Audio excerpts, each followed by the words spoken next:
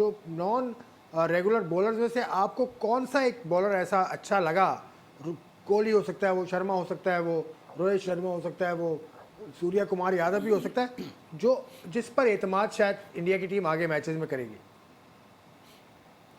देखिए, उनको ये जो पार्ट टाइम बॉलर होते हैं हर टीम में होते हैं, तो बाज़ कद ऐसा भी होता है कि क्लब लेवल पे या छोटे मैचेस में उसको हलवा बॉलर्स बोला जाता है कि वो जब को आउट ना हो रहा हो तो उसको वैसे ही पकड़ा देते कि आप बॉल करो, तो वो यार इजी आप समझ तंज के कर रहे हैं, बैट्समैन आप खेलता तंज है। कर रहे हैं, तो तो आप वो तंज कर रहे हैं, आप तंज कर रहे हैं यहाँ पाकिस्तान की टीम पर कि मतलब वहां पर हलवा हो अच्छा, और कैच पकड़वा दो। हाँ यार जी, आप बड़े हलवा बॉलर्स बॉलर्स हैं होते हैं तो पाकिस्तान वो के। फिर बाउंड्री पे शॉट मारते मारते पकड़े जाते हैं, तो हाँ उस लिहाज से उन्होंने बॉलिंग करवाई है।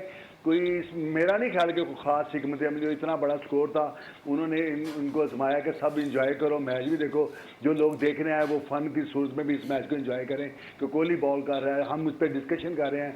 शायद यही मकसद था कि उन्होंने कोई नई चीज सामने लेके आए कि चलो सारे बॉलिंग करो।